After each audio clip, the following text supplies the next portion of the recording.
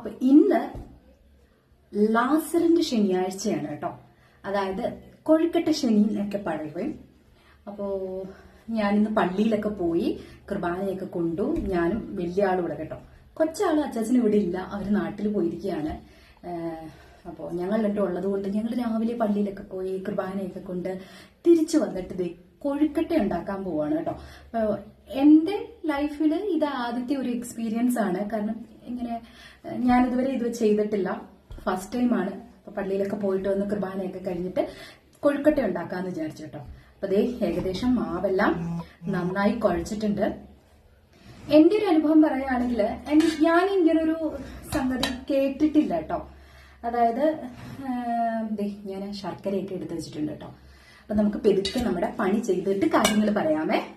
അപ്പോ ഞാനിങ്ങനെ കൊഴുക്കട്ട ശനി എന്നുള്ളത് എനിക്കധികം കേട്ടുകേൾവിയില്ല കേട്ടോ. ഞാൻ ലാസറിന്റെ ശനി എന്ന് കേട്ടിട്ടുണ്ട്, കുർബാനയിൽ പോയിട്ടുണ്ട്. പക്ഷെ എനിക്കിതൊരു ആദ്യത്തെ, അതായത് ഞാൻ ഇവിടെ വന്നതിന് ശേഷം, ബാംഗ്ലൂരിൽ വന്നതിന് ശേഷം 4 വർഷമായിട്ട് ഇങ്ങനെ ഒരു കാര്യം അറിയാമെങ്കിലും ഞാൻ ഫസ്റ്റ് ടൈം ചെയ്യാൻ പോവാണ് കേട്ടോ. അപ്പോൾ ദൈവത്തെ മനസ്സിൽ വിചാരിച്ച് ചെയ്യുകയാണ്. ഇതിന്റെ ഒരു കാര്യം പറയുന്നത് എന്താണെന്നറിയാമോ? ലാസറിന്റെ 2 സഹോദരിമാര് മാർത്തയും മറിയയും കർത്താവിന് വേണ്ടി ഉണ്ടാക്കിയ ഒരു ആഹാരം, ഒരു പലഹാരം എന്ന രീതിയിലാണ് ഇതിനെ അറിയപ്പെടുന്നത്. ഞാനങ്ങനെയാണ് കേട്ടത് കേട്ടോ. പിന്നെ ഇതിന് വേറെ എന്തെങ്കിലും കാര്യം ഉണ്ടോ എന്നുള്ളത് എനിക്കറിയില്ല. അപ്പൊ നിങ്ങൾക്ക് അറിയാവുന്നുണ്ടെങ്കിൽ അതൊന്ന് പറയണം കേട്ടോ. ഞാൻ ഇങ്ങനെയാണ് കേട്ടിട്ടുള്ളത്.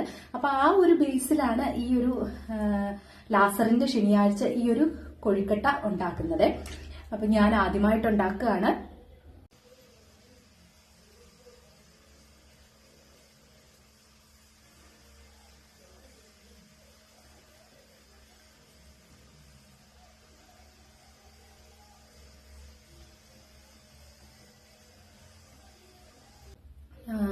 പള്ളിയിലൊക്കെ പോയിട്ട് വന്നിട്ട് ആ ഡ്രസ്സ് കൂടി ഞാൻ മാറിയില്ല, അങ്ങനെ ഉണ്ടാക്കാനായിട്ടിരുന്നു.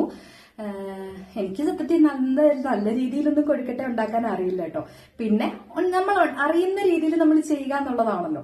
അപ്പൊ ആ രീതിയിൽ ചെയ്യുകയാണ്. പിന്നെ വേറെ എന്താണ്? അപ്പൊ ഇനി നാളെ ഓശാനയാണ്. ഇനി ഓശാനയ്ക്കുള്ള പൂവൊക്കെ ഇറക്കണം. അപ്പൊ അതിനു മുമ്പുള്ള ഒരു കാര്യമാണ് നമ്മുടെ ഈ കൊഴുക്കട്ട ശനിയാഴ്ച എന്ന് പറയുന്നത്. അപ്പോ മിക്ക ക്രിസ്ത്യൻസിനും ഇതറിയാം, മിക്ക ക്രിസ്ത്യൻ വീടുകളിലും ഇത് ഉണ്ടാക്കുന്നുണ്ടാവും. പക്ഷെ ഞാൻ ആദ്യമായിട്ടാണ്, ഞാനിത് അധികം കേട്ടിട്ടുമില്ല. ഞാൻ ഇവിടെ വന്നതിന് ശേഷമാണ് ഞാൻ ഇതിനെ പറ്റിയൊക്കെ കൂടുതലും കേൾക്കുന്നത് കേട്ടോ. വേറെ എന്താണ്? പ്രത്യേകിച്ച് കാര്യങ്ങളൊന്നുമില്ല. അപ്പൊ എല്ലാരും കൊഴുക്കട്ട ശനിയാഴ്ചയിൽ കൊഴുക്കട്ടയൊക്കെ ഉണ്ടാക്കുന്നുണ്ടാവും. അപ്പൊ ഞങ്ങളും ഈ വർഷം ഉണ്ടാക്കുകയാണ്. അപ്പോ നാളെ ഓശാനയ്ക്കുള്ള ഒരു തയ്യാറെടുപ്പ് കൂടിയാണിത് കേട്ടോ. ഓശാനയ്ക്ക് മുമ്പുള്ള ഒരു മുന്നോടി കൂടിയാണിത്. ഇനിയിപ്പോ അടുത്തത് ഓശാന കഴിഞ്ഞു കഴിഞ്ഞാൽ മൺഡേ തൊട്ട് നമ്മുടെ ഹോളി വീക്ക് സ്റ്റാർട്ട് ചെയ്യാണ്.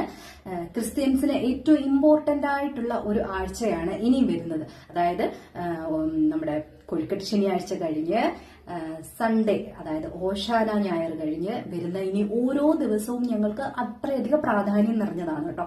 ഇനിയും നമ്മുടെ പെസഹ വ്യാഴം, ദുഃഖവെള്ളി, ദുഃഖശനി, ദെൻ ഏറ്റവും സന്തോഷം നിറഞ്ഞ ഈസ്റ്റർ, അങ്ങനെയാണ് കേട്ടോ. അപ്പൊ ഈ ഒരു വീക്ക് ഇനിയും പ്രാർത്ഥനയുടെ ഒക്കെ ഒരു സമയമാണ് കേട്ടോ. അപ്പോ ഇന്ന് വേറെ ഒന്നുമില്ല. അപ്പൊ ഞാനിതാ ഈ ഒരു കാര്യം ഉണ്ടാക്കിയപ്പോ ഒന്ന് കാണിക്കാമെന്ന് വിചാരിച്ചിട്ടാണ് നമ്മുടെ വീഡിയോ ഒക്കെ ഞാൻ എടുത്തത് കേട്ടോ. ഫസ്റ്റ് ടൈം ആയതുകൊണ്ടാണ് ഇതിങ്ങനെ ചെയ്യുന്നത്. വീഡിയോ ഒക്കെ എടുത്തിട്ട് ചെയ്യാന്ന് വിചാരിച്ചു.